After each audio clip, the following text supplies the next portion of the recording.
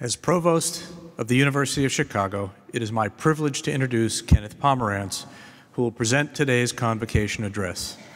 Professor Pomeranz became the university's 18th university professor when he joined our faculty in 2012. University professors are selected for their internationally recognized eminence in their chosen fields and represent the highest scholarly aims of our institution. As an expert on China, he has helped shape contemporary discussions concerning global history and economic development in the East and the West. His research extends the study of history across the social sciences and humanities and has made an impact on multiple disciplines. Much of his work concerns the relationships among social, economic, environmental, and political change from the 18th century to the present, mostly in China, but often with reference to parallel or related processes elsewhere. Professor Pomeranz is currently working on several books, one of which considers the history of land and water rights in late imperial and modern China and their implications for social structure and economic development. Another book, entitled Why is China So Big?, examines the development and persistence of political unity in China. He is the only scholar who has been recognized twice with the American Historical Association's John K. Fairbank Prize for Outstanding Scholarship in East Asian History for his books, The Great Divergence, China, Europe, and the Making of the Modern World Economy, and The Making of a Hinterland, State, Society, and Economy in Inland North China, 1853 through 1937. He has received numerous awards, including fellowships from the American Council of Learned Societies, the American Philosophical Society, the Guggenheim Foundation, the Institute for Advanced Study, and the National Endowment for the Humanities. As president of the American Historical Association and more locally as chair of the Department of History and principal investigator on the multi-institutional grant, Professor Pomeranz has started a national conversation on ways to better prepare graduate students for careers both inside and outside of the academy. The title of his address today is Striving for Incompleteness. Please join me in welcoming University Professor Kenneth Pomeranz, 522nd Convocation speaker. Kenneth.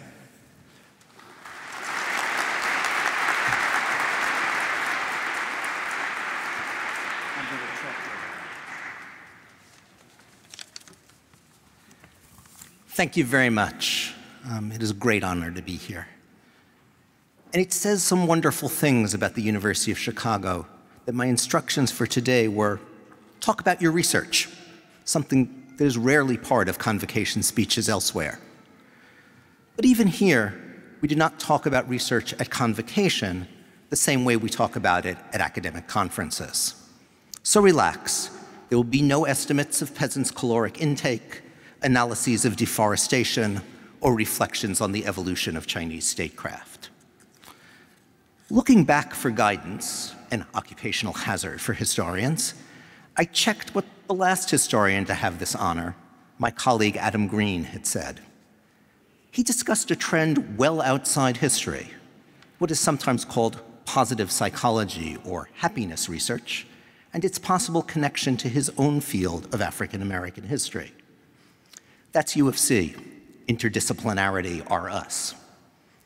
I also noted a sobering comment in Adam's talk about a famous early 20th century historian of slavery, that though this man was clearly a gifted scholar, his work had made the world worse by painting a persuasive but false picture of harmonious plantations and of people unsuited for freedom.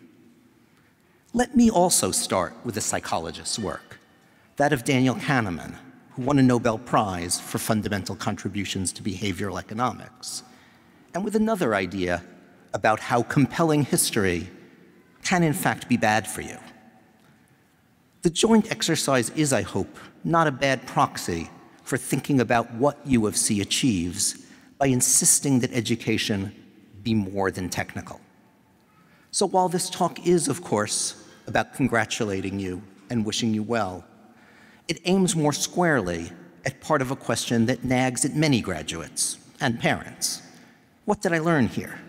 What am I prepared for?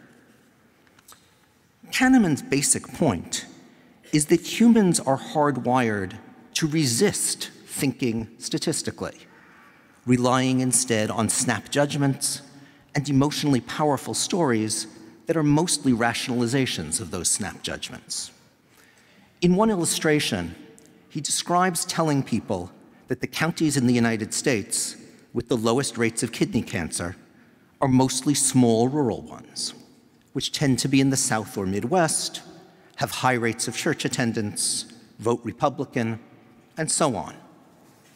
Many people hearing this will quickly put these facts together, framing a story in which outdoor living, fresh food, and firm morals explain good health. But then Kahneman notes that the counties with the highest rates of kidney cancer are also mostly small and rural, usually Southern or Midwestern, have high rates of church attendance, and lean Republican. People hearing this assemble a story about poverty, isolation, ignorance, and lax regulation. The real explanation is simply that kidney cancer is rare. Thus, counties with big populations will have rates clustering around the national mean, while some counties with small populations will be very far from the mean in either direction. Just as 51% of any major hospital's births over a year will be boys, but the figure for some days will be 20% or 80%. The only relevant fact about the exceptional counties turns out to be their small populations. But we are misled by our desire to have a story explaining all the facts, and perhaps also one that confirms our stereotypes. This has disturbing implications for the common sense we use in daily life, and you can probably see why it is also disturbing for historians, even those, like myself, who like to quantify when we can. Unable to do experiments, we often begin evaluating arguments by asking if they are consistent with all confirmed facts, which can easily slide into preferring the argument that claims to explain all confirmed facts, as Kahneman catches people doing. And indeed, the only index entry for history in his 400-plus page book references the assertion that, quote, our tendency to construct and believe coherent narratives of the past deludes us into trusting incompetent experts. To avoid this, history must always bear in mind that being consistent with all confirmed facts is very different from explaining them all. Parsimonious explanation, much as we prize it, is a two-edged sword. Historians talk endlessly about reading in contexts, that you only really get Lincoln's second inaugural when you know how its key words were being used in 1865 and what others wanted to do with the South, or that to grasp why people joined China's Taiping Rebellion, one must read what they, or their literate neighbors, said about everything from landlord-tenant relations to spirit possession to rumors about collusion between Manchu officials and British opium traders. This may seem to call for constructing a total story from the fragmentary record. Geoffrey Elton's 1967 classic, The Practice of History, urged us to study our subjects, quote, until one knows what they are going to say next. But contextual knowledge never really yields predictive certainty. At best, it lets us bound the range of things our subjects might have said or done next, and to see how those possibilities were changing.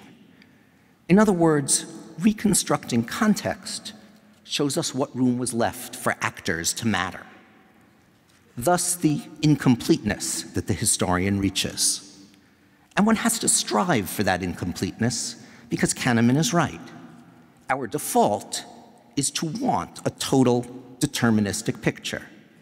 And it takes intellectual, perhaps even moral discipline to simultaneously accumulate knowledge, arrange it systematically, and stop ourselves before we go too far. This is incompleteness achieved and preserved against our natural but dangerous tendency to think we know enough to close our stories and to render new information unsurprising and unthreatening. Excessively complete history has often taken a very specific form. that of tales held together by focusing on a nation and imputing to it a single, pervasive, and self-perpetuating character. We know, of course, that nations have never been either homogeneous within nor isolated from broader influences without.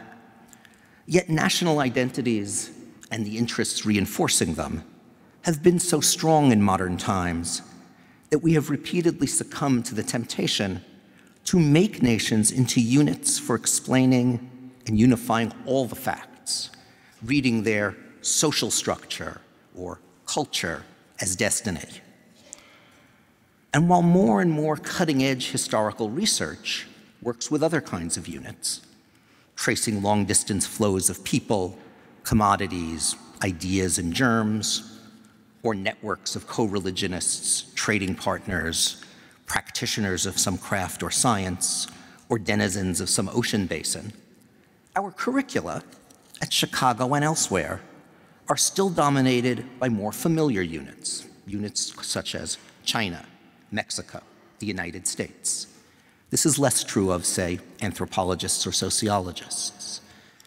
Now, we may have here some elements of the kind of laziness that Kahneman points to, indulging our own or our students' weakness for all-inclusive stories that recreate known types, albeit in more sophisticated forms, even though, when we pursue our research, we know enough to be more rigorous. Yet there's also something more positive going on here.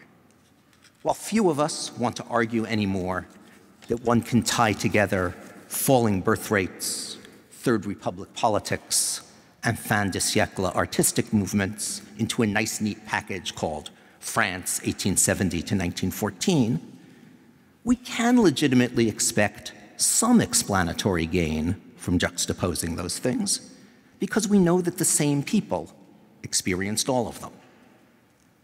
Sobered by the failures of various all-encompassing models, from classical Marxism to modernization theory, we bring these different registers together now, not to reduce them all to effects of some new master variable, but because our search for differentiated explanations of what was possible in specific realms must cast a wide net.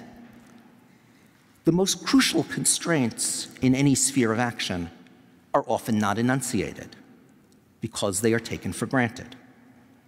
These include, on the one hand, material conditions like rainfall and the location of mineral deposits that really are given, or rules devised to cope with those givens, which change so slowly that we can take them as fixed over fairly long periods and then track their effects, as some of my own work does. On the other hand, these taken-for-granted constraints also include a given group's strongly held assumptions, which may be equally binding in the short run and equally invisible.